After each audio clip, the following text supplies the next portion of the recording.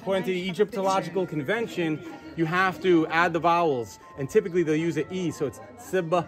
So StarGate. So star, all of this is, the dua is for connection or divine. StarGate.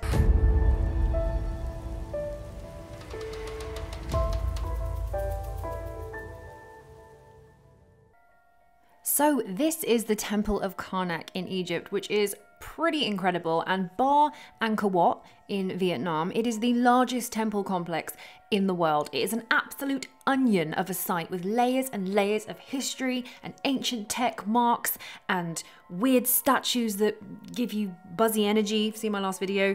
But there is something else weird and mysterious at the site of Karnak, and I very briefly saw it when I went to Egypt last year. So this year I wanted to go back, I wanted to find it again. I wanted to look further into the stargates of Karnak. But before we deep dive, I'd like to shout out this video sponsor, which is History Hit. History Hit brings you the stories that shape the world through their award-winning podcast network and online history channel. It's like Netflix, but it's all history. Watch hundreds of hours of original history documentaries anywhere, anytime, on any device. Brought to you by expert historians such as Dan Snow, Professor Susanna Lipscomb, Dan Jones, and more. As well as already having hundreds of expert-led programs, they add 2 more every week. History Hit also has 19 new episodes weekly across 8 podcasts, which includes the world's leading history podcast, Dan Snow's History Hit. Coincidentally, at the moment they're launching a documentary about Karnak itself, and I also recommend their Tutankhamun's centenary anniversary documentary. It's been 100 years. If this sounds like something you want to try, you can use my code FUNNYOLDWORLD to get 50% off your first 3 months. Bangin'. Now, back to Karnak. Originally, I thought there were only 2 sets of stargates, like a matching pair, one at the Ramesseum, which is close by, and one in Karnak Temple. But this time, I discovered that there were actually at least 2 sets at the Ramesseum, or 1.5, whatever was left, and I counted at least 3 sets of these identical gateways at Karnak. So I actually think there was a whole heap of these, and these are just the ones we have left. Anyway, they are made from very dark Aswan granite. So what's mysterious about a couple of gates in a temple, Johanna? Well, here's the thing. This particular set of gates at Karnak have been damaged, and the stone has sort of decomposed, I want to say. It's sort of literally disintegrated from the inside out. And why that is weird is because granite, in the way that it's formed and the way that it can be damaged, well, one, it's very difficult to damage granite. It's an incredibly hard stone. And 2, the way that it is almost crumbling from the inside out, that kind of shouldn't happen according to geology. So we're trying to work out and theorize what could have happened here to have turned the stone into this weird marshmallow disintegrating mess. Now, by a stroke of luck, we happened to have a professional geologist who was on the tour with us, and I showed her the weird abnormal things going on with the granite at the Stargate, and she totally agreed that this shouldn't happen to this kind of rock, and she was at a complete loss to kind of explain what was going on. It shouldn't do this. Something has happened to this rock that is sort of outside the norm of what would happen naturally. So we are now thinking outside the box. What could have happened? Is there anything that could have changed the stone? Has the stone experienced a high amount of pressure, a high amount of energy? How has it been damaged? We know that Karnak and a lot of ancient sites are they're placed by the ancients for very specific reasons, because they have particular alignments, and also because they tend to be areas which have higher energy. They can potentially tap in, or could have tapped in, to areas of higher electromagnetic energy or other kinds of energy that we haven't yet kind of worked out. Were these gates functional in any way other than gateways to somewhere else? Were the gates put here by the ancient Egyptians? Were the gates there before? Were they from an older? When were they put? That's the thing about stone, you cannot date it. So we're all at a bit of a, I mean, anyone's guess about when they were put there. But are they original to the site? Were they added later? Were they there before? What is interesting to note is that the limestone that surrounds the gate isn't damaged. Not at all in the way that the gate is. So if it was something like an electrical storm or some sort of, like a power storm or a flash flood or something that was whacking this granite with great force, it would have obliterated the limestone, which is a lot softer. But the limestone, it's kind of in good nick. It doesn't seem to make sense why only and exclusively the StarGate has cracked to this level and has kind of marshmallowed and disintegrated from the inside out. It is so bizarre, and it is a big question mark on what happened and what is going on this site. My brain literally keeps pulling to the idea that it was conducting something, and over years it changed the stone.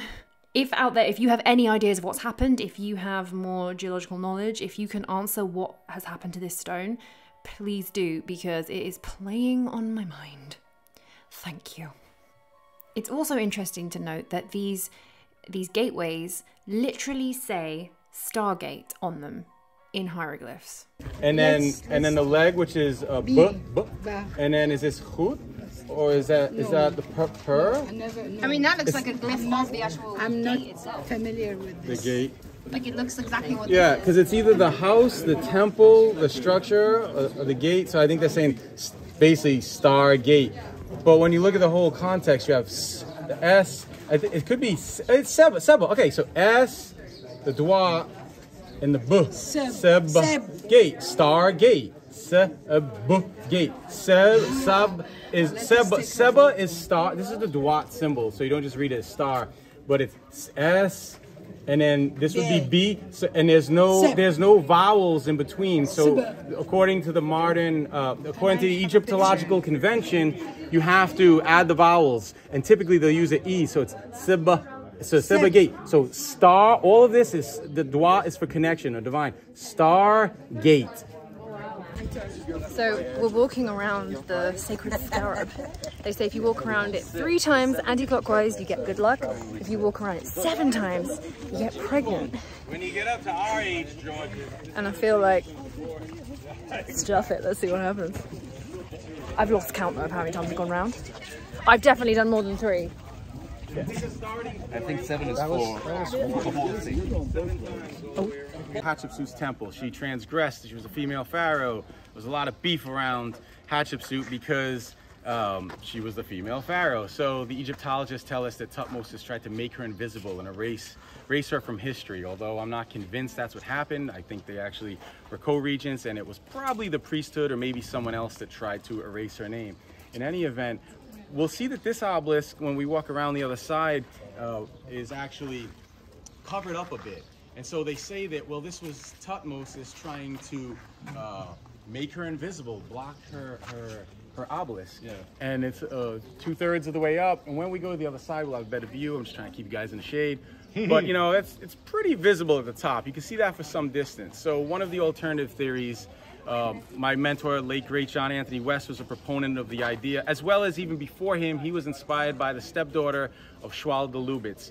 Her name was Lucy Lamy, and she believed that the obelisks encoded the latitude and longitude that's connected to the temple, and that they were used essentially as tuning forks. So John Anthony West really took that theory forward. He had spent some time with Lucy Lamy and really proposed the idea that the obelisks were used as tuning forks and contained geodesic principles or measurements within as well. And so it's interesting because, you know, why would you be blocking it? There may be something more to it that we're not understanding in terms of blocking or softening or dampening the energy, right? So it's not that Tutmosis was trying to conceal Hatshepsut.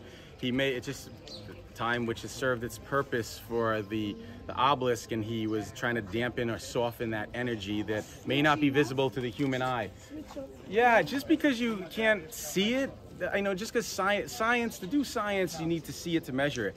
Just because we can't see it doesn't mean that it doesn't exist. And Bonner Ashurpal came in his conquest of Egypt during one of these periods where they destroyed a lot of the antiquities here in ancient times. There's a whole record of this, I think. Is it the British Museum? I'm not sure, but they have his diaries, and he records all the destruction he did and the things he took back. And he took one of the obelisks out of Egypt, And when he came here to Luxor, he said that he noted in the distance, like almost like an electrical charge going between the pyramids. So we know at the top they would have been made of, fitted with electrum, which is parts gold and silver. And they're always in pair. Put this in mind, and we took more in 8 foot.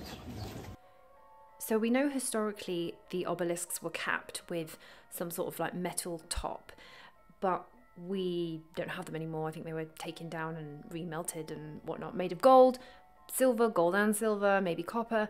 Anyway, I just had an idea. What if the top shape of the obelisks weren't the shape of the obelisk? Does that make sense? What if they were more tuning fork shaped? I mean, we don't know. Maybe the shape of the metal on top was different. Here is my very scientific diagram displaying what I think it could have looked like. Hey hunters, thanks for watching. Some very quick housekeeping. Next year is going to be actually epic. I'm going to go back to Egypt in March 2023. If you feel called, if you feel like you would want to join this epic adventure, we are going to be crawling and scrambling over all the pyramids, down all of the passageways that we can find. We're going to be meeting Sekhmet again. We are going to be going down the Osiris shaft. We are going to be going on a 3-day River Nile cruise, which I think is possibly the best thing you can ever do in Egypt. It is so luxurious and it is so beautiful, and it beats sitting on a bus. I'm going to pop the link in the description if you would like to join us and be one of the team.